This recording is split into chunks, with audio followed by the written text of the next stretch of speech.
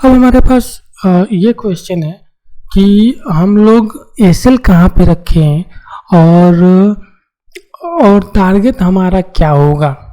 SL कहाँ पे रखें और टारगेट हमारा क्या होगा जब कभी भी हम कोई ट्रेड ले रहे हैं आपका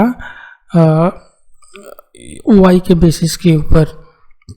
तो देखिए, और एक और महत्वपूर्ण क्वेश्चन है कि आरआर आपको क्या मिलता है, इसमें आरआर आपको क्या मिलता है। तो आप देखिए कैसे क्या होता है। अगर हम लोग इंट्राडे की बात कर रहे हैं, एंट्री हमारी कहाँ पे होगी, मोस्ट प्रोबेबली हम लोग क्या करेंगे, इसके पास ही लेंगे, आपका ट्रेड इसके पास ही लेंगे, पाइवट स्ट्राइक के पास ही लेंगे ट्रेड। पाइवट स्ट्राइक के ऊपर अगर टिकने लगे तो आपका क्या होगा, आप एंट्री ले सकते हैं। और ऊपर टिकने लगे, साथ ही साथ पुट इंक्रीज करने लगे, कॉल डिक्रीज करने लगे। पाइवट के ऊपर टिकने लगे, पुट इंक्रीज करने लगे, कॉल डिक्रीज करने लगे, तो आपका जो एसएल होगा इस 11,200 के जस्ट नीचे रख के आप ट्रेड ले सकते हैं। 11,200 के जस्ट नीचे रख करके, मान लीजिए 210 पे टिकने लगा है तो आप 11,298 ऐसा कुछ एसएल रख के ट्रेड ले सकते हैं। और ये आपका एसएल होगा। और टारगेट आपका कहाँ होगा, टारगेट आपका नेक्स्ट स्ट्राइक होगा। नेक्स्ट आपका, अगर ऊपर की तरफ हम बात कर रहे हैं तो नेक्स्ट स्ट्राइक, आपका जो नेक्स्ट स्ट्राइक होगा वो टारगेट होगा। अगर इस जगह मामूली सा पोजीशन बना हुआ है तो ये नेक्स्ट होगा। अदरवाइज पहला टारगेट आपका ये होगा, इसके बीच में पहला टारगेट आपका ये होगा 11,2050 का। अगर ये मामूली सा नहीं बना हुआ है, अगर ये मामूली सा है तो इसको भी ब्रेक करके इसके तरफ जाना ही है, इसको जाएगा ही। अगर ये मामूली सा नहीं है, कुछ ज़्यादा है, तो एक बार आप यहाँ पे प्रॉफिट बुक कर लें और उसके बाद यहाँ पे ब्रेकआउट के लिए इंतज़ार करें और कॉल में एडिशन का इंतज़ार करें। अगर ये मामूली सा है, इस स्ट्राइक और इस स्ट्राइक के कंपैरिजन में अभी भी ये देखिए तो ये मामूली सा है, तो ये इसके ऊपर जाएगा ही, यहाँ तक आएगा। तो आप देखिए करीब 200 से 300, मतलब आपके पास 100 पॉइंट मिल रहे हैं, वो भी इंट्राडे में मिलेंगे। और आपका जो रिस्क है 10 से 12 रुपये का रिस्क, 100 पॉइंट सामने। तो ये आपको, ये जो चीज़ है, ये आपको आरआर देखिए कितना शानदार मिल रहा है यहाँ पे। अगर मैं इस कॉल में, अगर इस चीज़ में मैं 10 ट्रेड लेता हूँ, 10 में से 5 मेरे गलत भी हो जाते हैं ना, तो 10-10 करके मेरे 50 एसएल हिट होंगे, 50 रुपये का एसएल जाएगा। लेकिन 5 अगर मेरे सही होते हैं, 100 पॉइंट मुझे मिलता है, मिनिमम 100 पॉइंट, उससे ज़्यादा ही मिलते हैं, कम नहीं मिलते हैं। तो आपका वो जो चीज़ है 500 पॉइंट आपको सामने मिलेगा। एसएल हिट करने के बाद भी 500 पॉइंट आपको सामने मिलेगा।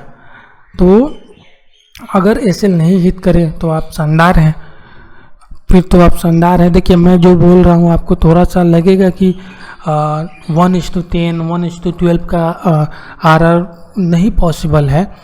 तो इस चीज़ को आप जब ऑब्जर्वेशन करेंगे लाइव मार्केट में तो आप समझ पाएंगे कि हाँ पॉसिबल है। लेकिन उस एंट्री के लिए, उस परफेक्ट एंट्री के लिए आपको पेशेंस रखना पड़ेगा। क्योंकि देखिए कॉल में अनवाइंडिंग और एडिशन तो 20-25 मिनट पहले होना शुरू हो जाता है, लेकिन फाइनल ब्रेकआउट और ब्रेकडाउन जो आता है वो थोड़ा लेट से आएगा और वो आपको उस पोजीशन तक लेके जाएगा। अदरवाइज क्या होगा, पाइवट स्ट्राइक है, थोड़ा सा ऊपर जाएगा, वो प्राइस को अपने तरफ खींचेगा, बार बार खींचेगा। लेकिन जब एक फाइनल ब्रेकडाउन आएगा तो आप ऊपर की तरफ जाएंगे। अगर ये प्राइस नीचे की तरफ खींच रहा है उससे आपको डरने की ज़रूरत नहीं है। अगर ये पुट राइटर्स इंक्रीज हो रहे हैं तो उससे आपको डरने की ज़रूरत नहीं है। और एक बार जब ये इंक्रीज हो गए तो भयानक सा एक आपका बाढ़ आएगा और इसको यहाँ तक लेके जाएगा इंट्राडे में।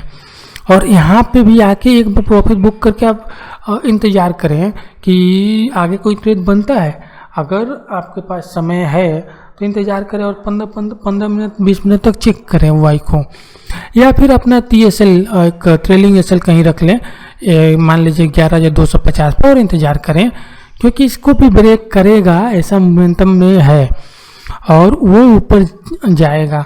तो इसको भी आप यहाँ पे चेक करेंगे कि वाई क्या बढ़ रहा है पुट में, वाई क्या डिक्रीज हो रहा है कॉल में। अगर ये हो रहा है तो इसको भी ब्रेक करके ऊपर की तरफ जाएगा। अगर ऐसा नहीं है तो इस जगह ही एक रेसिस्टेंस लेगा, तो उस दिन के लिए, उस पार्टिकुलर दिन के लिए इस जगह ही रेसिस्टेंस लेगा। तो एक बार आप यहाँ पे आप प्रॉफिट बुकिंग कर सकते हैं। तो ये आपका टारगेट होगा, एसएल आपका ये। दूसरा एक और एंट्री है, ये एंट्री था कि हम लोग इसके ऊपर रहने पे एंट्री लेंगे।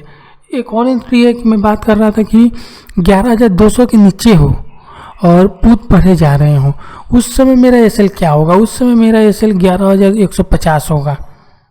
उस समय मेरा एसएल 11,150 होगा और मेरा टारगेट वही होगा यहाँ पे, मेरा टारगेट वही होगा यहाँ पे। तो ये थोड़ी एग्रेसिव एंट्री होगी, तो इसमें आपको वाई के ऊपर बड़ा ध्यान रखना पड़ेगा। ये आपका एसएल और टारगेट होगा। नीचे की तरफ ब्रेक डाउन देगा तो अगेन वही चीज़ है, 200 के नीचे रुकने लगे, यहाँ कॉल बढ़ने लगे, पुट अनवाइंड होने लगे, तो 200 के जस्ट ऊपर अपना एसएल रख लीजिए और एंट्री कर लीजिए। थोड़ा सा वोलेटिलिटी आपको वहाँ मिलेगी, लेकिन ब्रेक डाउन भी आएगा, ब्रेक डाउन भी आएगा। आप टेम्पटेशन में एंट्री ना लें, टेम्पटेशन में एंट्री ना लें, पेशेंस रखें, क्योंकि उस लेवल को ब्रेक करने के लिए समय लगेगा, इस लेवल को ब्रेक करने के लिए समय लगेगा, आप इतना समझ लीजिए। और उस समय के पहले वो थोड़ा ऊपर नीचे होता रहेगा। तो उस चीज़ से बचने के लिए आप पूरी तरह से इसके ऊपर टिकने लगे तो इसके नीचे एक बार एसएल रख के आप आराम से ट्रेड ले सकते हैं नीचे के लिए। और आपका नीचे का टारगेट वही 100 पॉइंट का होगा यहाँ पे। और यहाँ पे मामूली सा अगर कुछ अनवाइंडिंग और है तो आप इसको इग्नोर करते चले। अगर थोड़ा सा ज़्यादा है तो एक बार प्रॉफिट बुक करें, अगर ये मामूली सा है तो इग्नोर करें।